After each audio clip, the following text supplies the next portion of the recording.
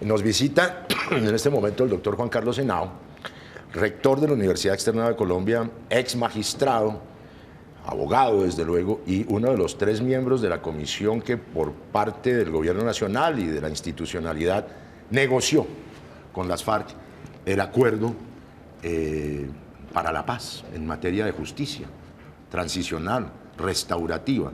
Estuvo allá dejando sus obligaciones, pero cumpliendo con una obligación mucho más grande, que es la obligación de la paz. Doctor Henao, ¿cómo le va? Buenos días, y buenos días a Ana María también y a toda la audiencia. Muchas gracias. Mire, Ana María, que es profesora allá de su universidad, nos la presta aquí por las mañanas, ¿no es cierto? Hasta las 8. Doctor Henao, mire, es interesante tantos puntos que hay que conversar en esto, pues desde la entraña misma de esa conversación hasta como la parte más filosófica y teórica del derecho, de que se construyó ahí un documento que parece ser, según dicen todos, atípico por lo bueno y por lo sesudo y por lo denso en el mejor sentido de la palabra. Y ahora viene pues todo, vamos a hablar de esos 3 puntos, viene todo el proceso en el Congreso, de las leyes, etcétera, etcétera. Pero como para empezar poniéndonos en un ambiente más ligero, ¿cómo fue su llegada, la llegada de ustedes con Cepeda, etcétera, a La Habana? Conocer a estas personas con quienes tuvieron que negociar, dialogar, escribir, construir, gentes de las FARC, el señor Santiago, abogado también español. ¿Cómo fue esa situación de alguna manera, doctor Henao? Mire, fue muy, pues nosotros llegamos a La Habana, el presidente ya nos había obviamente advertido que éramos nombrados, nos había dicho la función, habíamos tenido reuniones con él y con Humberto de la Calle y con Sergio Jaramillo, hasta que se llegó el día de irnos para La Habana. Nos fuimos para La Habana, allá nos reunimos y conocimos a los delegados de la FARC, que eran Enrique Santiago, ¿cierto? Diego Martínez, defensor de derechos humanos, y Álvaro Leiva, que yo lo conocía desde antes. Leiva ya estaba ahí. Ya estaban allá. Nos reunimos en la casa del embajador de Noruega, que es un país garante del acuerdo. Y hombre, al principio fue muy chévere, desde el principio, y fue muy chévere porque ya Enrique Santiago sabía perfectamente quién éramos nosotros, ¿sí? Hombre, tú eres amigo de tal, tú eres amigo de tal, yo conozco a tal, y etcétera. Y eso desde el puro principio dio un ambiente de confianza espectacular. ¿Y a usted lo ubicaban como qué? No, como un demócrata, un magistrado de avanzada. Un magistrado de progresista. A mí esa palabra no me gusta mucho, pues, pero un magistrado, digamos, demócrata, con quien se podía tener un diálogo importante en cualquier materia y sin pelos en la lengua y con una manera de ser espontánea. Y eso, le digo, el primer día fue, entre otras hubo algo muy impactante, fue que el secretariado nos fue a visitar. ¿Sí? Ahí de momento. No solamente los negociadores, sino el secretariado. Todos. Fue Iván Márquez, fueron todos. ¿Está Timochenko? No, Timochenko no estaba. Iván Márquez, Catatumbo, etcétera. Todos los que estaban, Joaquín Gómez, etcétera, fueron como unos 8 o 10 a visitarnos y a darnos una de cortesía, una visita de cortesía, a decirnos, mire, sabemos que ustedes lo que van a hacer es muy importante para el proceso de paz. Venimos solamente a darles un saludo protocolario y a desearles la mejor de la suerte, a decir lo que estamos en compromiso con la paz, bla, bla, bla, bla, bla, bla. ¿Llegaron con whisky? Porque suelen llegar con whisky. No. Además era por la mañana. Les puedo decir, eran 10 de la mañana, a esa hora dudo pues que... Mejor no. Y eso fue. ¿Usted no conocía guerrilleros? No, ninguno. Eso, de todas maneras, es impactante conocer esta gente, darle uno la mano, hablar con ellos, pues porque fueron muy cordiales en la visita que nos hicieron. Nosotros nos reunimos y ahí fuimos generando mucha confianza. Realmente, yo le puedo decir, el trabajo que usted hace referencia, el famoso documento de los 75 puntos, ese documento fue una creación colectiva. Fue una creación colectiva entre ellos y nosotros, porque tuvimos muy buena empatía con Leiva, con Enrique Santiago y con Martínez, que entre otras hizo una maestría en la Universidad Externada de Colombia. Entonces, yo fui profesor de él, yo no sabía, pero fui profesor de él. Entonces, el ambiente fue un ambiente maravilloso, y eso fue una obra que empezamos con el papel en blanco. Tal cual. Tal cual, en blanco, así en el computador, en blanco. Vamos a crear un sistema jurisdiccional para la paz. ¿Cómo? Empecemos a hablar. Y empezamos a hablar y así se fue haciendo todo. Nosotros pudimos haber tenido en total, ¿qué le digo yo? Unas unos 12 días de trabajo, de jornadas completas de 10, 12 y hasta 20 horas de trabajo. Sí, pero pues alternados, obviamente, no eran al mismo tiempo. Doctor Henao, Ana María, uno se imagina en esta entretela tan absolutamente interesante que usted nos... Es decir, porque es que la paz es humana también, ¿no? Claro. Que usted nos está contando, bueno, hay coincidencias, me imagino, como juristas, los 6, en que esto es intocable, aquí está la justicia penal internacional, hay determinadas cosas, no se pueden hablar de amnistías, terminaron hablando de amnistías, en fin, todo ese tipo de cosas que conducen a esta justicia restaurativa donde hay penas para los guerrilleros y tal. Me imagino que había cosas que se deslizaban tranquilamente preacordadas, pero las contradicciones, ¿cuáles eran y cómo se solucionó eso, doctor Henao? Sí, eso había un punto claro que era lo más difícil, era cada cual tenía líneas rojas que llamábamos, o sea, pasos infranqueables, límites que no se podían pasar. Le voy a poner ejemplos del gobierno. El gobierno decía, tiene que haber algún tipo de restricción de la libertad. Sí, y tiene que tener componentes de justicia retributiva, o sea, de justicia punitiva, por decirlo de alguna manera. Para el inicio era, todo tenía que ser justicia restaurativa. Terminaron aceptando. Sí, terminaron aceptando, con forma creativa que logramos hacer entre efecto de decir, nadie puede decir, con el acuerdo que se hizo, que aquí hay impunidad. Que aquí esto fue impunidad, que esto se le hizo un acuerdo a ellos, que la FARC terminó imponiendo su punto de vista. Bueno, eso dice Uribe. Bueno, Uribe, ¿no? Quien lo diga en oposición, pero ¿por qué no hay impunidad aquí? Porque de todas maneras, toda conducta que no es amnistiable, obviamente, porque los amnistiables van por otro camino, pero toda conducta que no es amnistiable, que fue otra discusión. Al principio no querían aceptar, digamos, qué delitos podían ser amnistiables, cuáles no, hasta que logramos establecer un listado, que eso fue un avance mayúsculo en la negociación. Pero para venir a tu pregunta, Armando, yo te diría que, Antonio, yo te diría que los puntos rojos eran básicamente ese que le acabo de decir. Tiene que haber elementos retributivos en el sistema jurisdiccional. Y el punto rojo de ellos era, que no. En el lenguaje coloquial, no pagamos cana. Exacto, no ¿Y pagamos. entonces cómo hicieron? Bueno, pues ahí fue donde se dijo, ok, vamos a hacer el sistema mixto, ¿en qué consistía? Aquí el eje central de todo el sistema jurisdiccional, y yo creo que en general de la paz, no solamente la reconciliación, que si después hablamos de eso porque eso es fundamental, digamos, es lo obvio, pero es lo que la gente no entiende. Porque la gente está muy montada muchas veces en la ley del talión.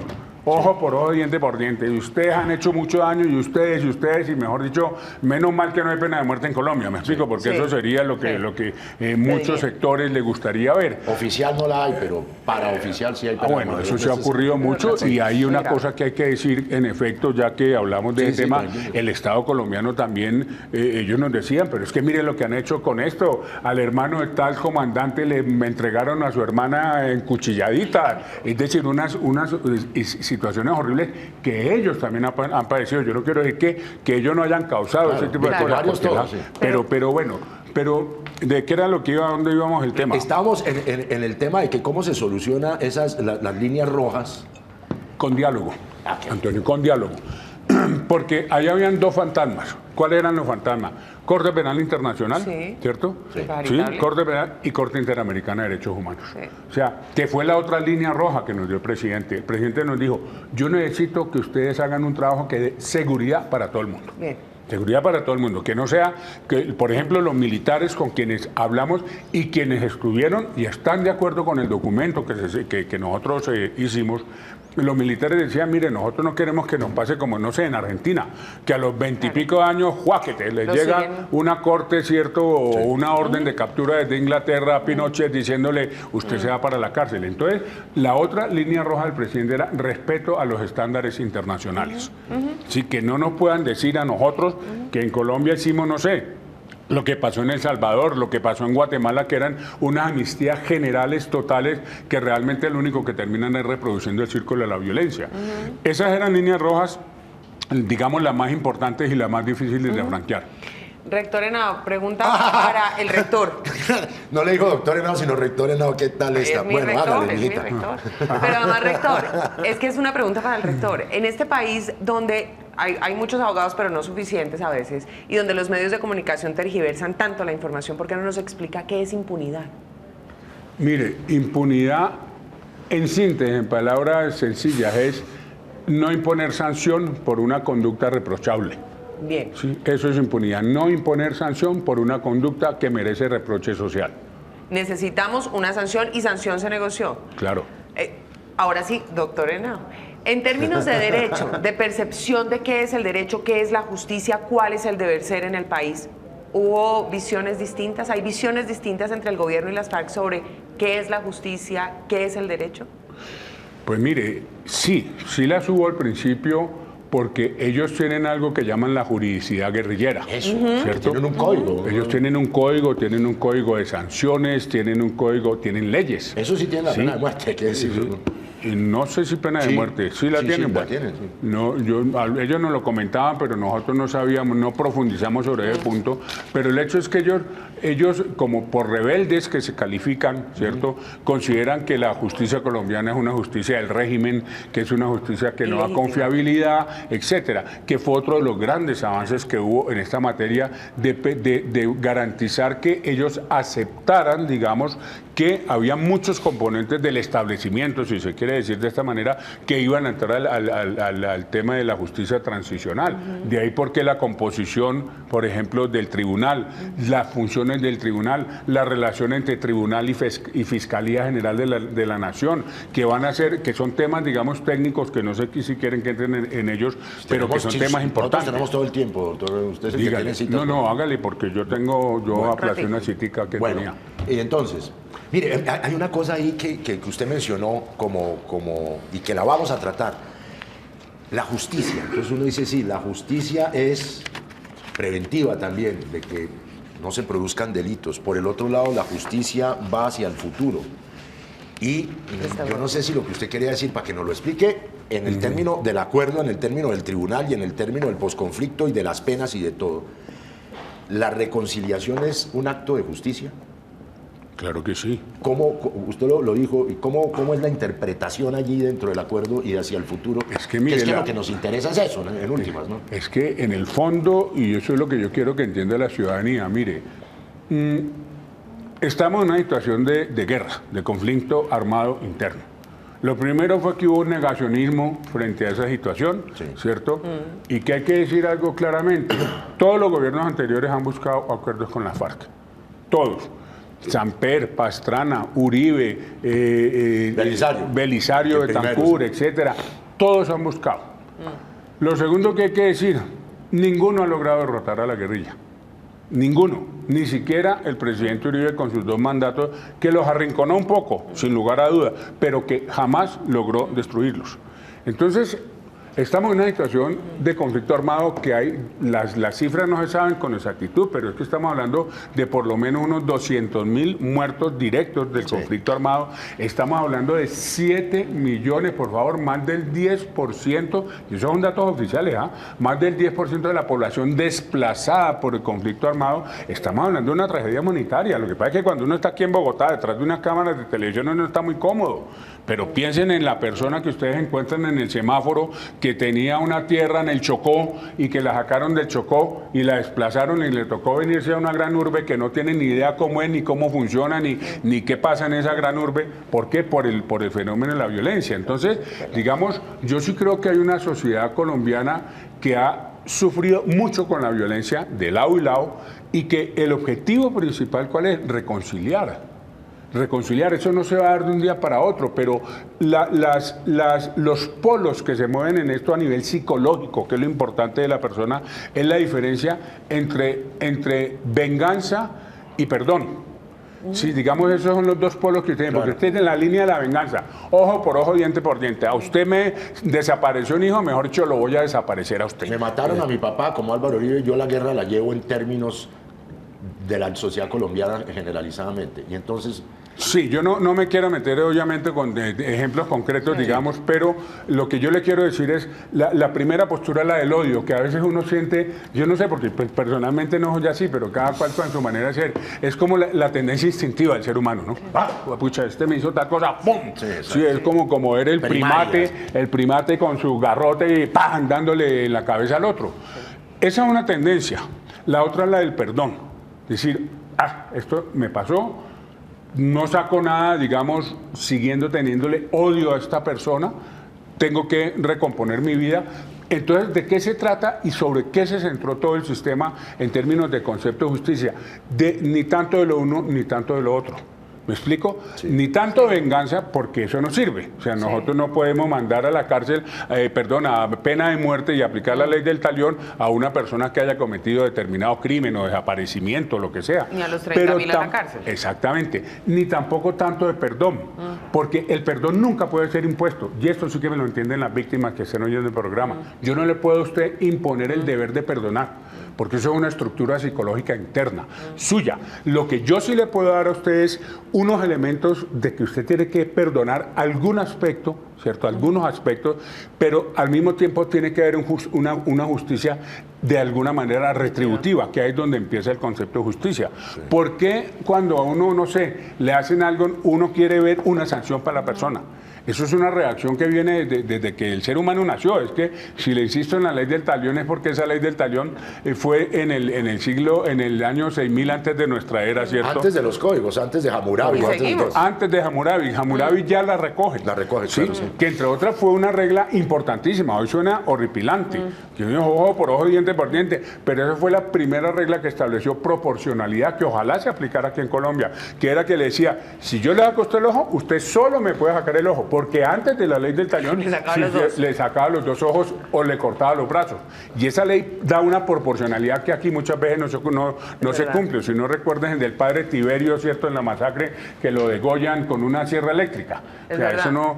Entonces... La desproporción del horror. La desproporción del horror. 4 años de cárcel a un fulano. Exactamente. Entonces, lo que quiero ya, para acercar la palabra, es decirle, mire, yo creo que eso tiene que tener tanto de sancionatorio el sistema, como de que las víctimas entiendan y la sociedad colombiana entienda, y vuelvo a su pregunta, Antonio, de inicio, que vamos hacia una reconciliación.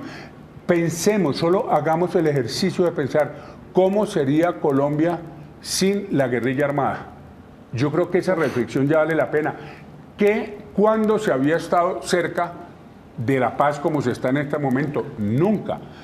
Yo a mis años que tengo les puedo decir, jamás había visto la cercanía. Entonces la pregunta que uno se dice, ¿vale la pena botar esto a la basura? ¿O por qué no le damos una presunción a favor de la paz? Mire, si no funcionó en 3 años, listo, nos volvemos a dar en la nuca a todos. No hay problema. Pero démosle por lo menos una oportunidad. Pero es que el problema es que se quiere estrangular la paz antes de que inicie. Eso es lo que a mí se me hace que humanamente no vale. Deberíamos permitir eso. ¿Se le acaba de ocurrir o es una cosa ya reflexionada lo de la presunción de paz? Me pareció interesante. No, yo lo había pensado. Metáfora, sí. Lo había pensado y sí, es ese punto. Démosle la oportunidad a la paz y no la matemos al inicio. Y ahí vamos a ver qué pasa. Y ahí vamos a ver qué pasa. Vuelvo a decirle, si no nos resultó, listo, pues entonces no volvemos, no perdimos nada. Otra vez, rector, sácame de una duda. ¿Qué es justicia retributiva? Mire, es la sancionatoria, es la que tiene sanciones. ¿Sí? La que tiene sanciones, que las sanciones pueden ir desde la cárcel, bueno, desde la pena de muerte en los sistemas en que lo tienen, ¿cierto? Hasta sanciones de libertad, restricción de domicilio, mucho más suaves. ¿Y la restitutiva? ¿Qué es la que la restitutiva es más de función social hacia las víctimas. Es de función, digamos, la restitutiva es, usted hizo mal y usted no sé qué cosa, la voy a poner en la que no pueda salir de su casa. ¿Es la misma restaurativa o hay una variante? La retributiva es una y la restaurativa o reparadora, que se llama, o reparadora es la otra, que es, como usted también causó tales daños, pues usted mismo va a ayudar a repararlo. Y este sistema que nosotros creamos, lo que tiene de creativo es que tiene las 2 alas. Sí. Las 2 alas. Y el eje central es la verdad. Sí. Pero si ustedes quieren, entramos y les doy un boceto de lo que es el esquema o estoy aquí para servirles. Díganme. Por favor, rector, ese bosqueo es fundamental. La verdad como el nodo de todo el sistema de justicia para el posconflicto en el país, o por lo menos que para la transición, digamos, y el privilegio de la verdad sobre cualquier otro principio en términos de justicia. Exacto, casi como decir, es la verdad un acto máximo de justicia. Claro. Entonces, háganle la verdad. Es decir, esto se llama verdad, justicia y reparación. Digamos, son los 3 elementos que hay en el sistema. Verdad, que es que Y aquí otra vez que vuelvo a decir es que uno se tiene que poner en el pellejo del otro. Para uno entender al ser humano tiene que siempre tratar de ponerse en el pellejo del otro. Piensen ustedes en una víctima. En estos días tuve un programa muy emocionante sobre ese tema, que le desaparece su hijo hace 10 años. Sí. Listo. Y no le apareció. Y dicen que es el Frente X de la FARC que lo desapareció. Entonces, la pregunta que uno se hace frente a un hecho de eso es, bueno, eso ocurrió. ¿Cómo vamos a hacer? ¿Qué es lo primero que quiere saber esa persona? ¿Qué pasó con su hijo? ¿Qué pasó? ¿Dónde está? ¿Lo mataron? ¿No lo mataron? ¿Lo tiraron al río? ¿Le pegaron unos tiros en la cabeza? Díganme algo. Es el alivio para la primera y fundamental angustia de las tripas, no es que es una cosa tan profunda, casi que física, ¿no? Exactamente. O sea, díganme algo entonces. Entonces, en eso, hacia allá va la verdad, que es una verdad que entre otras conviene mucho para hacer una catarsis social que tenemos que hacer para poder perdonar. Usted lo primero que tiene que saber es que el otro le diga, mire, esto fue así, y usted ya va a decir, listo. Es que eso se da hasta con la mujer, con la hija de uno, con cualquier ser humano. ¿Qué es la misma decía FARC de eso en medio de la negociación? Ellos estaban de acuerdo y ellos tienen el compromiso, pero lo insistían constantemente, de que se va a dar, y en el documento se dice verdad exhaustiva y plena, es decir, total. Y aquí es donde viene el punto. Pero no solamente de verdad se compone el sistema, porque si fuera solo verdad, entonces usted dijo la verdad, chava, yo, muchas gracias, vaya para su casa. No. Si usted dice verdad, usted se va por una cuerda. Aquí hay dos cuerdas, dos canales, dos autopistas. Una que es de los que dicen verdad y otra de los que no dicen verdad. ¿Ok? Los que dicen verdad, sea máximo comandante, sea guerrillero raso, sea general, sea soldado, sea lo que sea, los empresario. Exactamente, se van por una cuerda, los que dicen verdad. Entonces yo voy a decir, por decirle algo, mire, yo participé en tal toma, pero yo en esa toma realmente me quedé fue afuera, no entré a matar a la población civil. Listo. Entonces esa va a ser su verdad. Pero esa verdad, obviamente, uno tiene que recibirla con buena fe, pero con beneficio de inventario. Y contrastarla con las otras verdades. Exactamente. Y con investigación. Y con investigación. Entonces, ¿qué es lo que va a hacer? Todo lo que es las investigaciones de la Fiscalía, de organizaciones de derechos humanos y de organizaciones de víctimas, ¡pum!, se le van a tirar al tribunal. Para que contrarreste verdad con documentación. Exactamente. Entonces, usted me está diciendo que no estuvo en tal cosa, Ana María. Pero ahí hay una cosa que yo no entiendo, doctor Juan Carlos, es si está la Fiscalía y están otras organizaciones de carácter de la sociedad civil, ¿podrían entrar al régimen acusatorio las organizaciones de derechos humanos y eso? No, ellos lo que entran es con informes. Sí. O sea, como aporte de información. Aporte de información en donde, por decirle algo, van a llegar, no sé, 35.000 casos. Ya hay una metodología de cómo clasificarlo para que cuando llegue al tribunal no quede ahí muriéndose con 35.000 casos que se colapsa. Entonces se van a organizar por máximos responsables, se va a organizar por los crímenes más relevantes, se va a hacer una preorganización para efectos de que eso llegue a una sala que se llama la sala de reconocimiento y de reconocimiento de verdad y responsabilidad. Dentro del tribunal especial. Eso ya es jurisdicción especial de transición. Entonces, ahí llega. Ya le van a decir, bueno, Ana María, usted me está diciendo que no. Pero mire que yo tengo pruebas de que sí. Entonces usted verá, porque nadie le puede obligar a usted a hacer algo. Es un principio general del derecho, por lo menos hoy en día. En las épocas bárbaras no eran así. Entonces, yo no le puedo obligar a decir la verdad. Listo, pero si quiere, cuéntela y se queda Si acá. quiere, cuéntela. Pero mire cómo le conviene decir la verdad. Exacto. Mire cómo le conviene decir la verdad. Mire cómo le conviene. Y entonces, cuénteme qué fue realmente. Y aún más, creamos una cosita que parece muy tonta, pero que a mí me gustó mucho, que fue, si usted de primerazo no me dice la verdad, yo le voy a dar una segunda oportunidad. O sea, listo, usted me fue en una audiencia y me dijo, no, yo no estuve ahí, eso es carreta, eso es que la fiscalía me la quería montar, etcétera. Le digo, listo, váyase, piénselo, etcétera, y le doy una segunda oportunidad para que se vaya por el canal de la verdad. Bien. Si usted insiste en que no es así, ¿qué le va a pasar? Se va por el segundo canal. Los que no dicen verdad. No es justicia ordinaria. Todo esto es el sistema de justicia transicional para la paz. Se va a unas salas ya de juicio contradictorio, que son en síntesis similares a como si se fuera usted a un juicio ordinario. Entonces, usted dijo que no, listo, se va para unas salas, eso va a haber unas salas en donde ya va a haber un proceso contradictorio con debido proceso, con defensa, con toda la vaina que hay usualmente, y esos segundos que van por esa cuerda van a tener sanciones de tipo retributivos grandes, o sea, porque van a tener mínimo 5 años de prisión y máximo 20, dependiendo de en qué momento dice usted la verdad.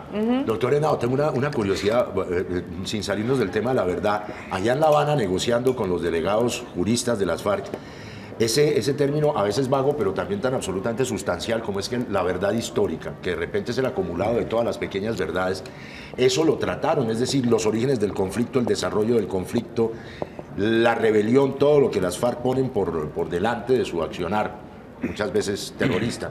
Se trató ese tema de la verdad histórica como reflexión que apunte hacia lo decíamos concretamente, hacia la reconciliación, hacia el final. Sí, Antonio. ¿Cómo sería eso? Mire, sí se trató, y eso es otro de los ejes centrales, además creativos de este sistema que nosotros hicimos, que consiste en ¿qué? Separar comisión de verdad del sistema jurisdiccional. Eso fue un principio que tuvimos muy claro, porque el fracaso que ha habido en muchas partes del mundo es que el componente de justicia se les dio a la Comisión de la Verdad. Y nosotros después de, entonces a mí me tocó volverme experto, no tenía ni idea realmente de este tema, me tocó como con un embudo, estudiar y estudiar.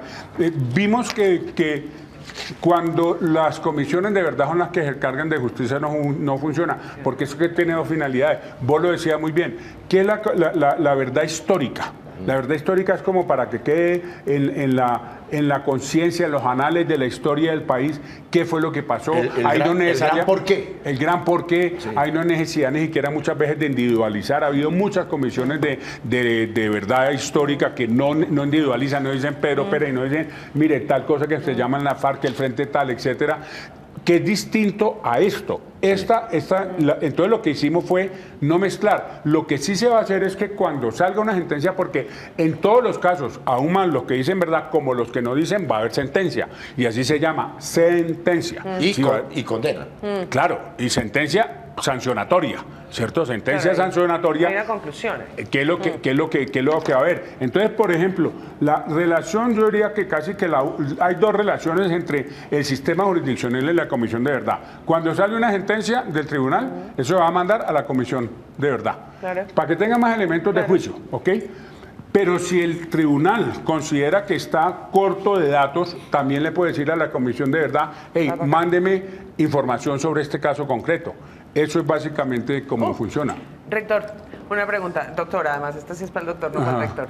Doctor, a juzgar por la historia de lo que pasó con el proceso de justicia y paz con los paramilitares, que si uno ve las audiencias encuentra muchos casos en los que los paramilitares realmente no se acordaban de dónde estaba, por ejemplo, el desaparecido, de qué fue lo que pasó, qué fue lo que hicieron. Recuerdo una de don Berna que decía, no, pero entiéndame que es que fueron más de 3.000. Entonces, ¿se previó algo para esos casos puntuales, por ejemplo, desaparición, en el que de lado y lado del Estado colombiano no haya cómo recuperar la historia para contar en detalle, como usted decía, la verdad muy puntual de lo que pasó con una determinada persona, o del lado de la guerrilla, qué pasa en esos casos? Mire, pues en esos casos, si no hay información, pues no hay gran cosa para hacer. ¿Y no hay verdad?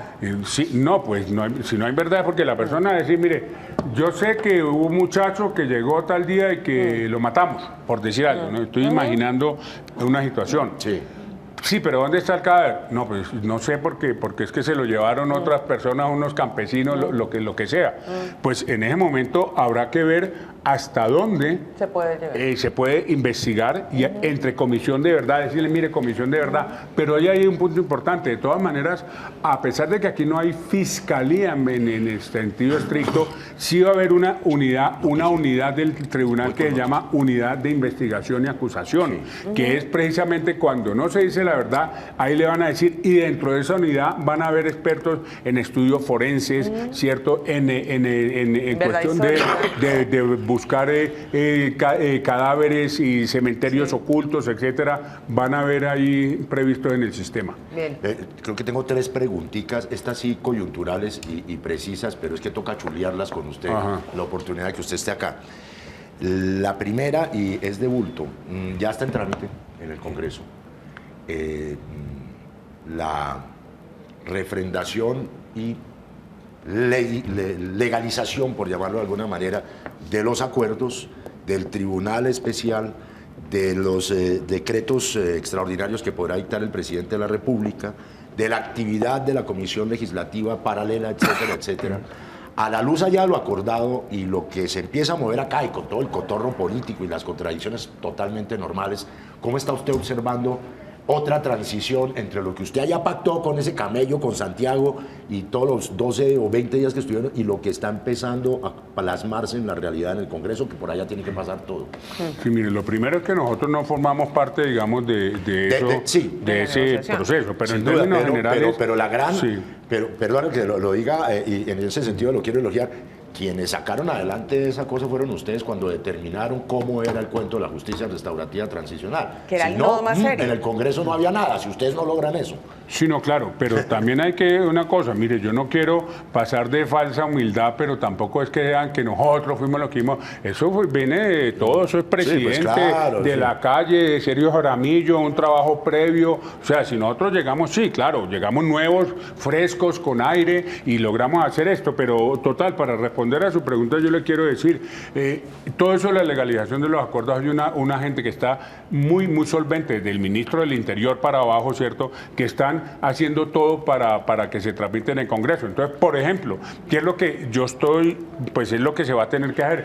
Lo que nosotros hicimos, el documento grande de los 75 puntos, eso se va a tramitar como una ley, porque eso tiene, además, tiene unas leyes que hay que sacar expresamente, por ejemplo, una ley de amnistía. Nosotros ya dijimos lo general que no entra y que sí entra en amnistía o con una amnistiable, pero fíjense ustedes, la misma FARC permitió que fuera el Congreso de la República quien puntualizara algunos aspectos de algunos delitos. Entonces todo eso va a ir por el Congreso. Lo mismo que el documento famoso de los 75 puntos. Eso también tendrá que ir por el Congreso y eso se habrá de conocer prontamente. Ahorita la opinión pública está, ay no, que los 75 puntos, que qué será lo que habrán pactado, que es que están engañando al pueblo colombiano. Aquí no está engañando a nadie. ¿Sí? Aquí hay un documento que ya suscribimos, que es un borrador definitivo, que se hizo con la FARC, con la delegación de Enrique Santiago, Leiva y Martínez y nosotros. Ese documento está. ¿Por qué no se ha sacado? Y yo creo que tiene alguna lógica, por lo menos que se entienda como alguna lógica. Porque es que faltan 2 puntos todavía, que lo ha dicho hasta el presidente. Falta ni más ni menos de cómo se va a elegir la comisión, el tribunal. Sí. Eso es un tema fundamental. Sí, porque es que todo lo va a elegir la FARC, ni se les ocurra. Es que todo lo va a elegir el gobierno, ni solo se les ocurra.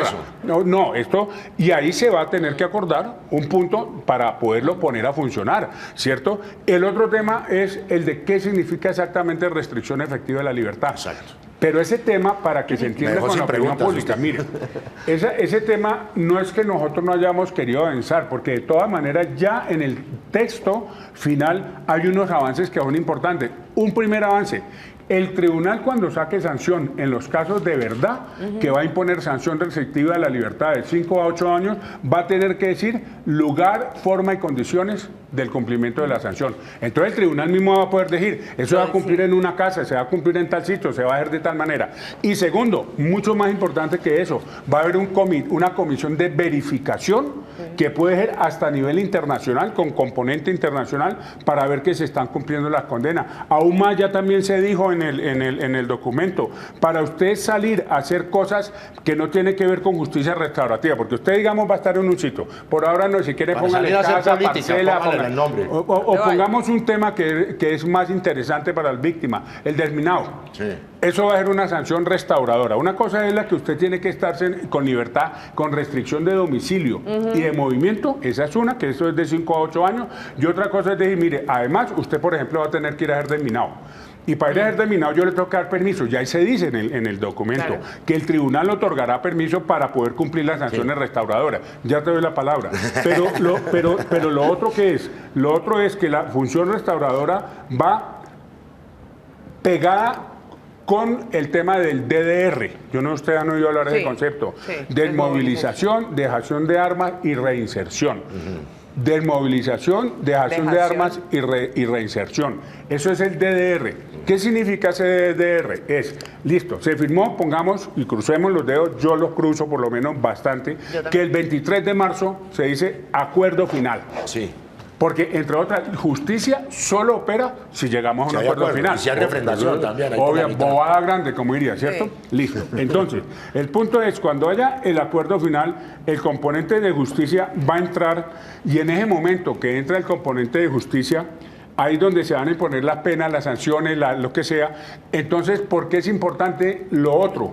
Porque en una mesa que está manejando el general Naranjo, con Pablo Catatumbo, que es esta del DDR, en esa mesa se está decidiendo, bueno, ¿qué vamos a hacer el 23 de marzo o el día que sea? ¿Cuándo? ¿Cómo? ¿Para dónde? ¿Qué hacemos? ¿Qué hacemos con usted?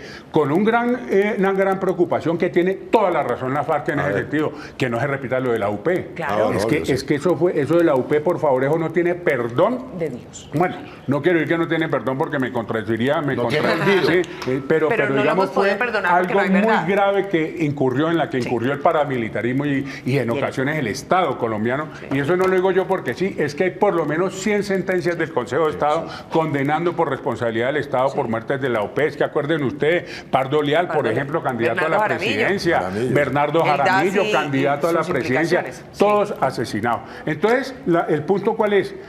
En algún sitio va a tener que estar estas personas. Sí.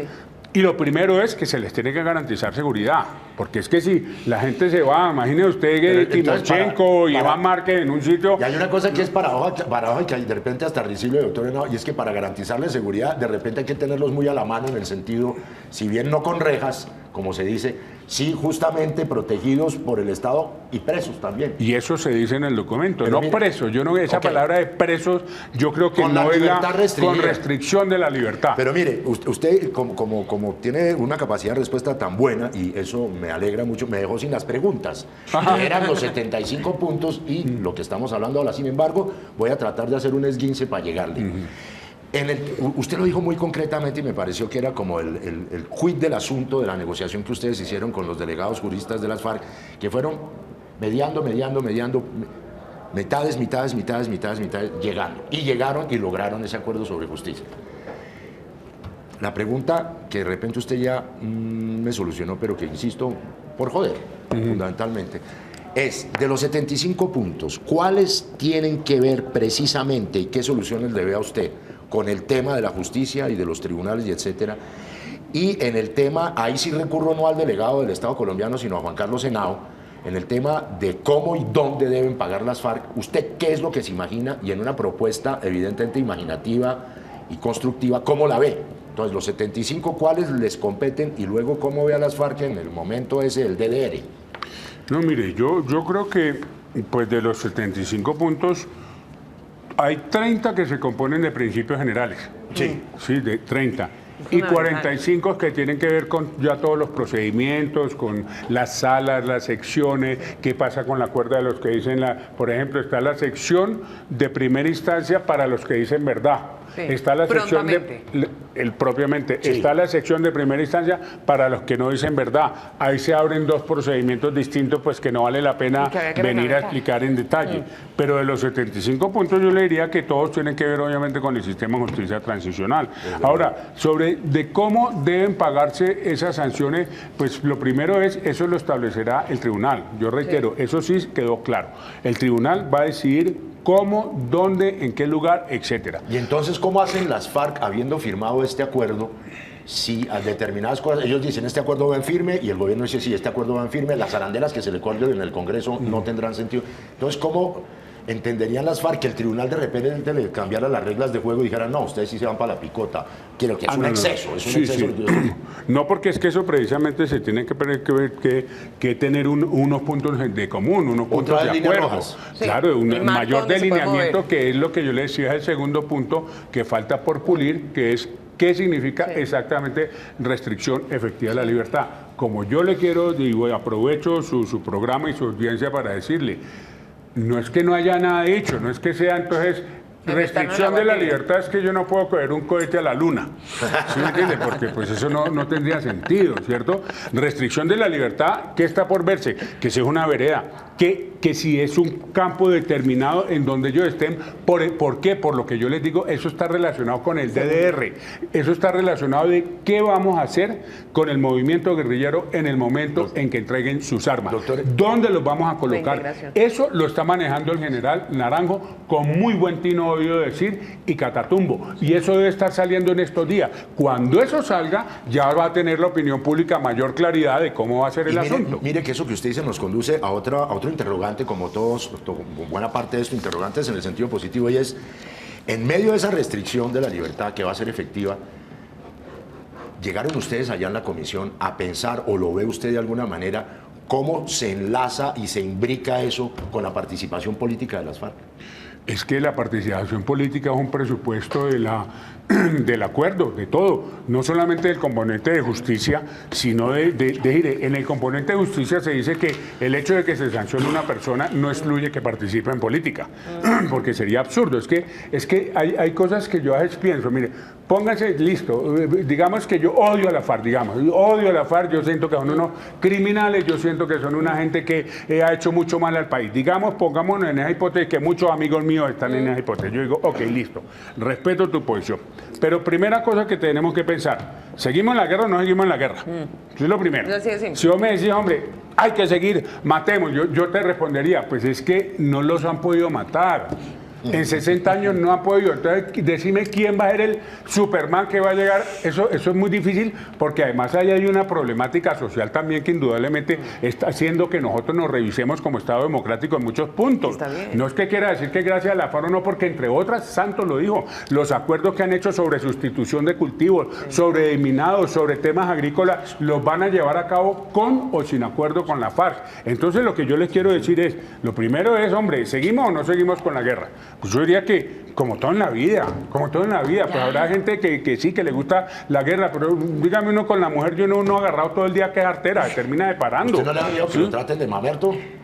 Hombre, no, porque yo no soy mamerto, yo soy una persona independiente, ¿me entiende? Con claridad conceptual en puntos, que si esto van a decir, es que usted es de la guerrilla, yo no soy de la guerrilla. ¿Pero usted es de izquierda o no? No, ni izquierda ni derecha me importa 5. Yo soy una persona, ¿me entiende? Que tiene una manera de pensar, un jurista, demócrata, así podría decir, tolerante, pluralista, etcétera, que son los principios, entre otras, de la Universidad Externa de Colombia, que me honro en presidir. Pero lo que yo quiero decirles es esto, listo.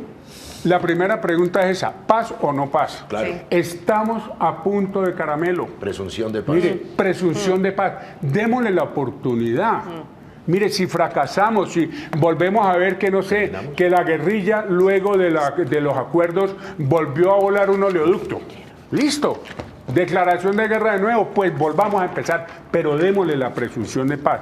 Lo otro que yo quiero ya, Antonio, para ir finalizando, salvo que usted tenga otra pregunta, es decirle a la audiencia que uno tiene que tener espíritu de reconciliación en la vida. No hay cosa más difícil que tener espíritu de tolerancia, pero no hay cosa más necesaria para una sociedad.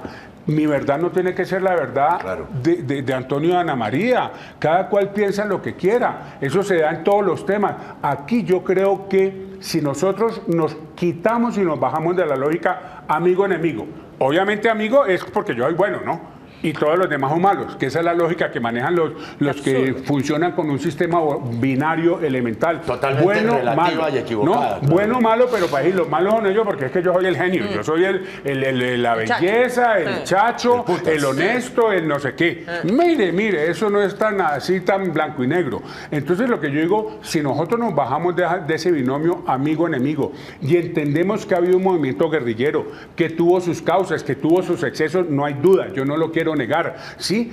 Nosotros podríamos llegar a una reconciliación que, vuelvo a decir, estamos a punto de obtenerla. No vale la pena que le quitemos esa presunción que tiene la sociedad, la responsabilidad histórica que tenemos de dar una presunción a favor de la paz. Dejémoslo ahí, porque me parece que el mensaje, además de las explicaciones, la parte didáctica de esta conversación importantísima con Juan Carlos Henao, el mensaje de corolario quedó ahí clarísimo. Doctor Juan Carlos Henao, muchísimas gracias. No, muchas gracias a ustedes por su Muy invitación. interesante la conversación, siquiera pudo venir finalmente.